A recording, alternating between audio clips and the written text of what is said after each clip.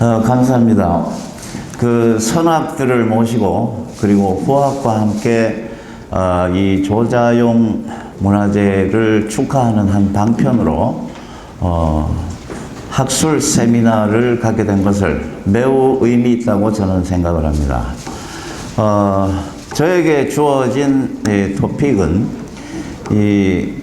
지금 이번의 행사가 조자용 선생님을 기리는 행사인 만큼 조자용 선생님의 그 민화에 대한 관념, 그리고 이것이 현재 우리 민화학회의 연구 방향과 어떻게 결합될 수 있는가에 대한 내용을 말씀드리고자 합니다.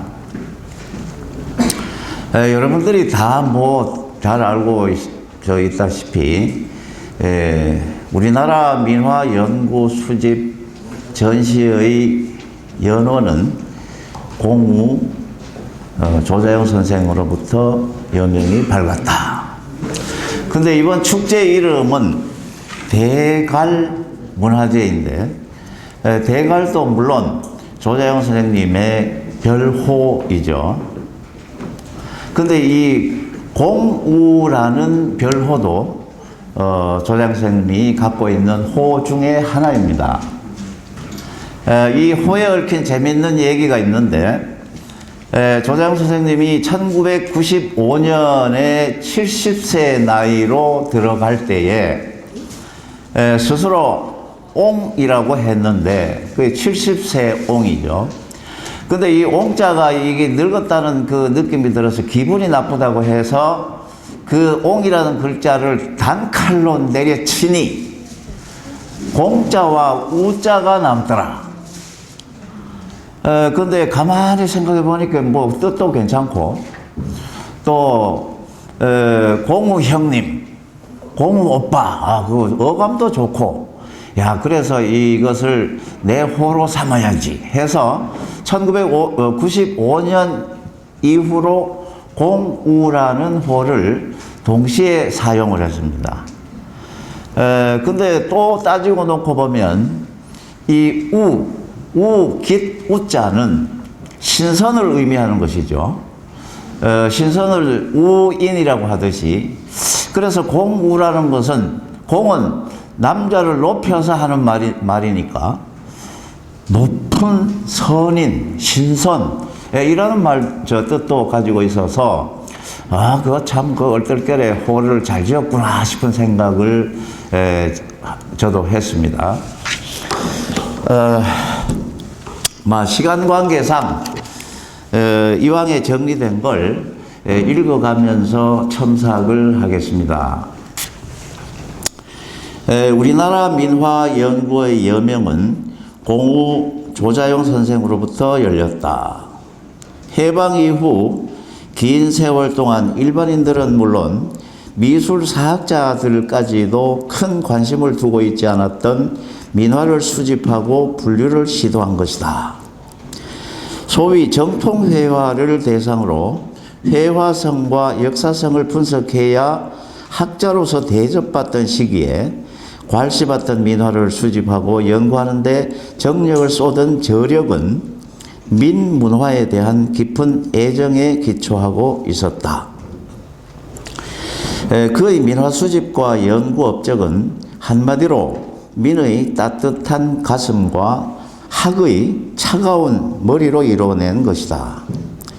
이른바 정통회화 연구자들 대부분은 수집 소장가가 아니다. 그렇기 때문에 실제 작품 하나하나에 쏟는 애정은 생각보다 별나지 않다. 그것은 그림을 감성이 아닌 이성으로 분석하고 연구하는 대상으로만 여긴 까닭일 것이다. 수집과 연구를 병행하는 사람은 그림을 보고 대하는 태도부터가 다르다. 공우 선생은 민화에 대한 사랑과 성찰을 동시에 보여준 사람이다. 그는 한국 전통문화의 모태를 삼신사상에 찾았다. 그의 중요 업적은 뭐니 해도 그 사상과 관련된 제의와 의식을 현대에 재현함으로써 한민족 기층 문화에 대한 일반인들의 인식을 새롭게 했다는 점이다. 민화 수집과 전시, 학술 활동도 같은 맥락에서 이루어졌고 그 성과는 맹인의 뒤덮인 눈꺼풀을 벗긴 것처럼 괄목상대할 만한 것이었다. 기층 문화에 대한 깨달음. 공우 선생은 권위주의 일변도의 문화 사관으로부터 벗어나 푸대접받던 전통의 민문화를 전승하는 일은 민족 문화의 모태를 찾는 일에서부터 시작돼야 한다고 믿었다. 기층 문화의 근원을 찾아 현대에 전승하려는 그의 노력은 삼신사상 연구를 시작으로 여러 방면에서 다양한 형태로 나타났다.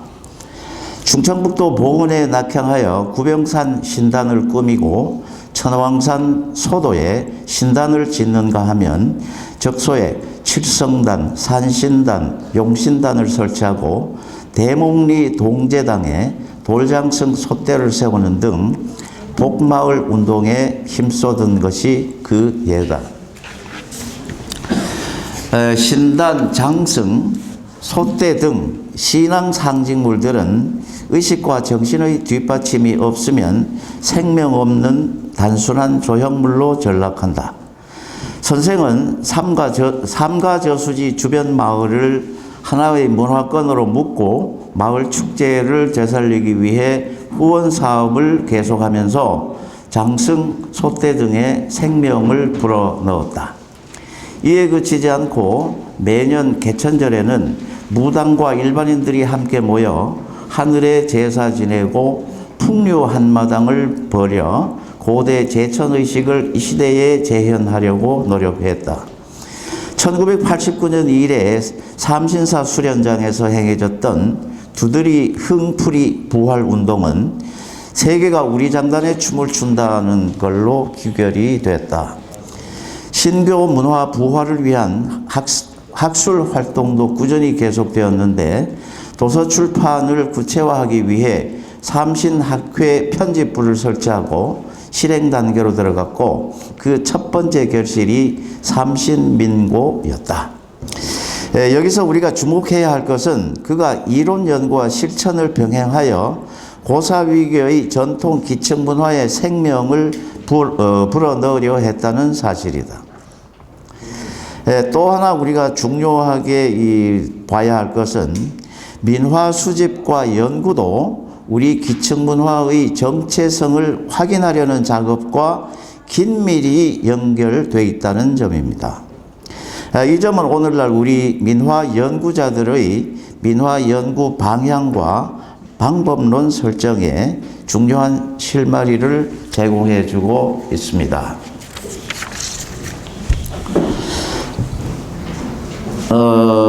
민화를 보는 눈, 바람직한 학문은 이성의 감성을 보태고 감성의 이성을 보태서 머리가 가슴이고 가슴이 머리여야 제대로 이루어질 수 있다.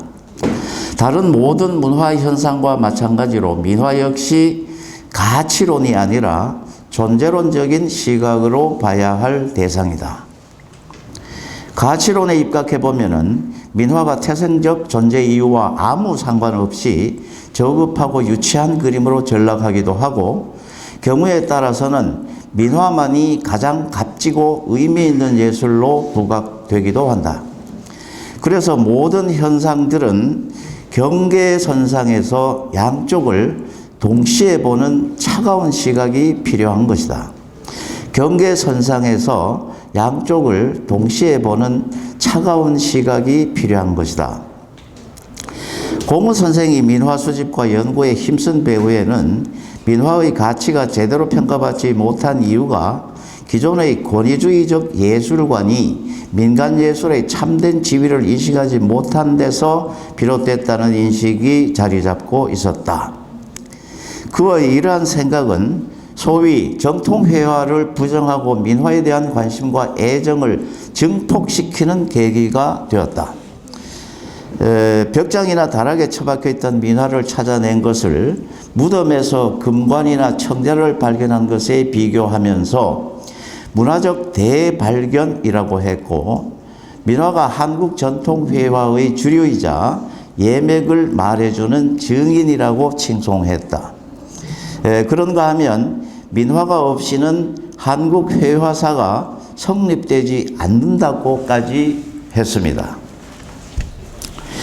연구자의 가치관이나 이념, 지적 체계는 하나의 판단 기준으로 작용하기 마련입니다. 그런데 그 기준이라고 하는 것은 억지로 만들어서 개념적으로 구조화해 놓은 것일 뿐입니다.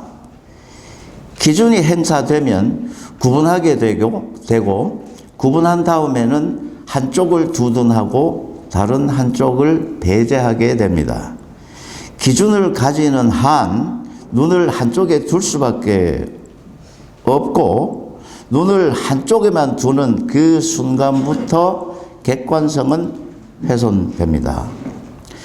민화를 미술사 연구 대상 밖에 방치해 두었던 시기에 특별한 관심과 애정으로 한국 민화의 가치 정립에 애쓴 공로가 크지만, 공우 선생의 민화에 대한 단언과 주장은 정통회화 연구자들의 전폭적인 호응은 얻지 못한 것은 사실입니다.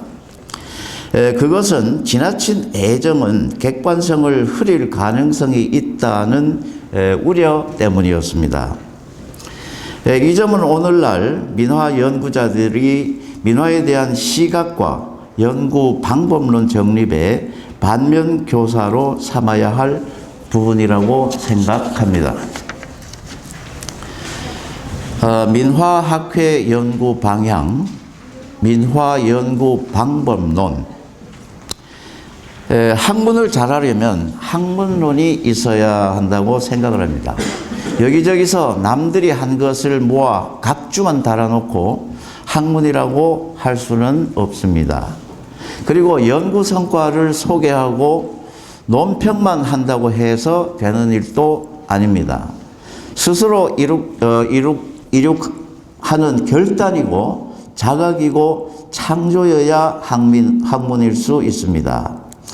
각자가 연구 대상을 분담하면 학문이 제대로 이루어질 것 같지만, 다루는 범위가 제한되어 총론이 결여된 강론 집성이 되고 말아서 넓이는 확보된다고 해도 깊이는 기대하지 못할 경우가 많습니다. 화조화를 예로 든다면 화조화는 민화에도 있고 정통화에도 있다. 누구나 민화 화조화가 무엇인지, 정통 화조화가 어떤 것인지 잘 안다.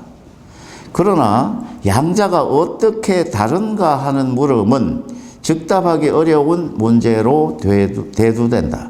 왜 그런가? 이유는 양자를 각기 따로 알고 있었기 때문이다. 민화 화조화가 무엇인지, 정통 화조화가 무엇인지 각기 따로 아는 것은 초보적인 알의 단계다. 양자를 비교해서 서로 같고 다른 점을 알아야 둘 다 제대로 아는 것이 된다. 각기 따로 알고 있으면서 아무런 의문도 없었던 것을 함께 생각하는 발상의 전환이 필요하다. 이런 발상에서 나온 연구라야 깊이와 넓이를 확보할 수 있다.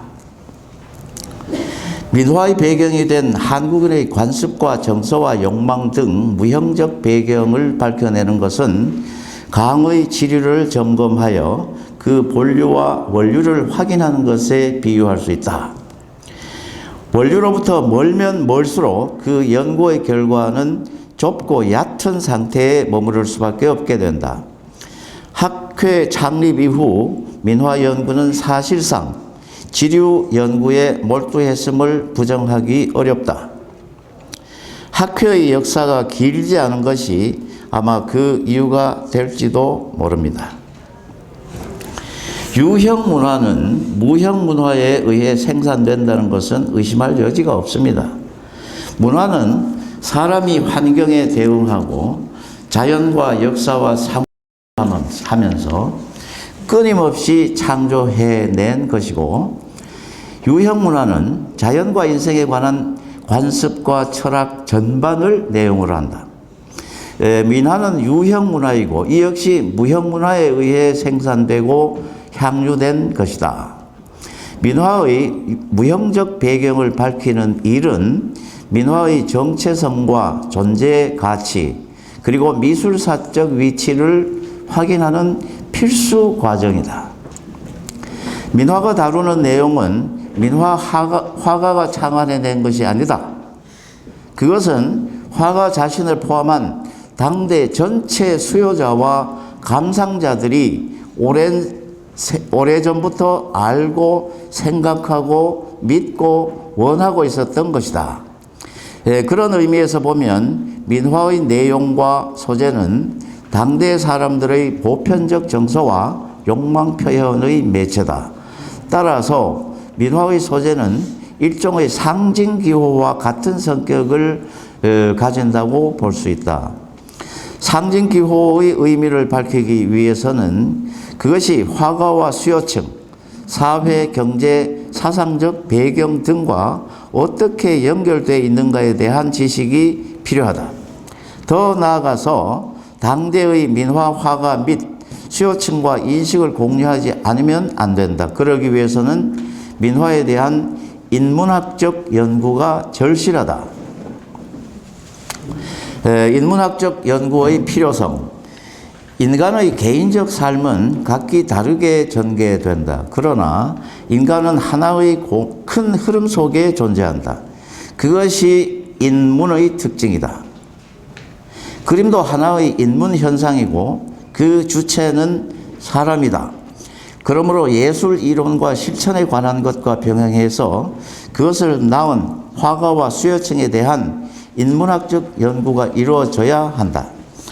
화가와 수요자는 그가 처한 시대와 사회 경제적 환경과 신분에 따라 사고하고 추구하는 바가 다르다. 그에 따라 요구되고 생산되는 그림의 내용과 형식도 달라진다. 하지만 그런 다양성도 궁극에는 하나의 원리에 종속된다.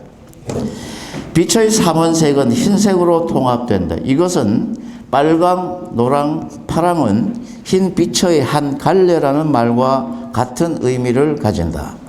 마찬가지로 민화 역시 소재와 표현 기법과 용도가 다르다 해도 궁극적으로 하나의 큰 바탕에 뿌리를 두고 있다.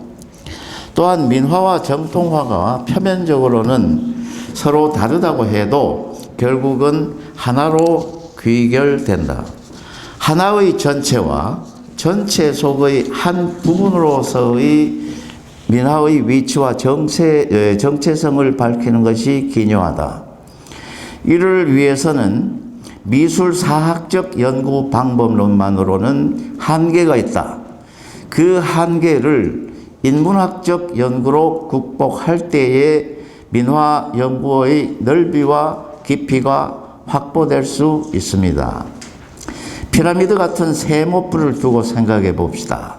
밑면이 넓어야 꼭지점이 높아집니다.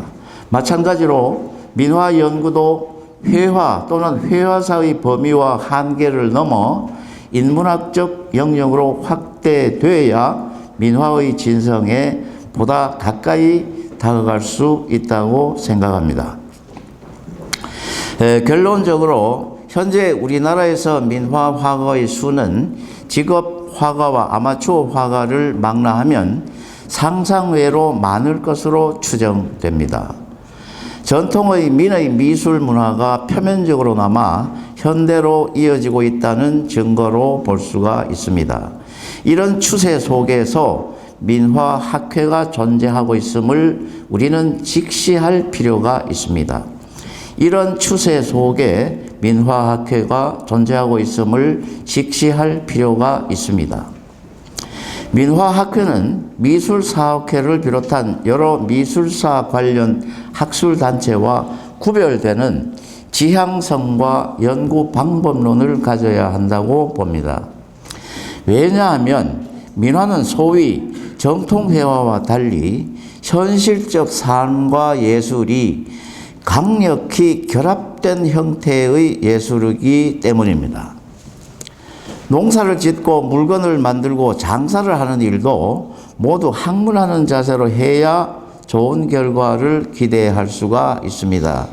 민화의 경우도 학문적 연구가 민화 제작과 긴밀히 연결될 때 바람직한 성과를 얻을 수 있다고 생각합니다. 이론이 실천을 만들어냅니다. 그리고 실천이 이론을 만들어내고 또 굳힙니다.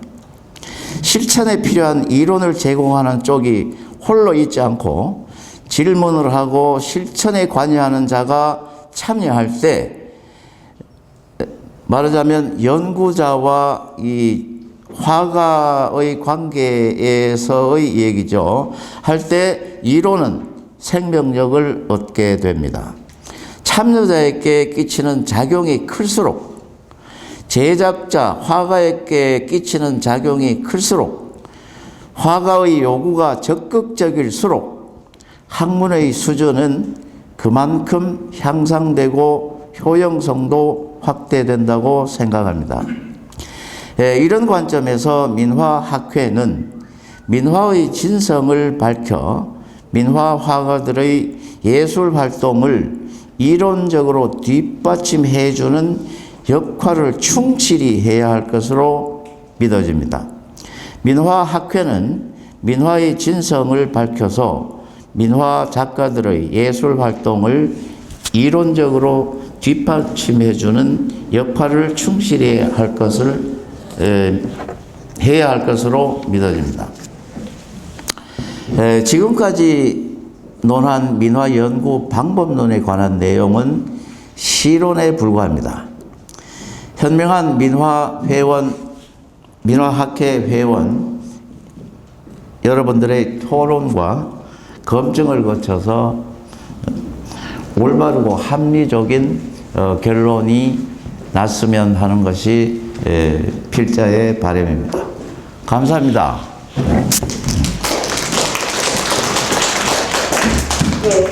허균 총장님의 발표가 있습니다. 민화의 가치를 먼저 발표했던 조정용 선생님의 시각에 대한 소개와 또 현재 민화를 연구하는 그다음에 저희 민화학회의 연구 과정에 대한 전해도 해주셨습니다. 감사합니다. 그러면 다음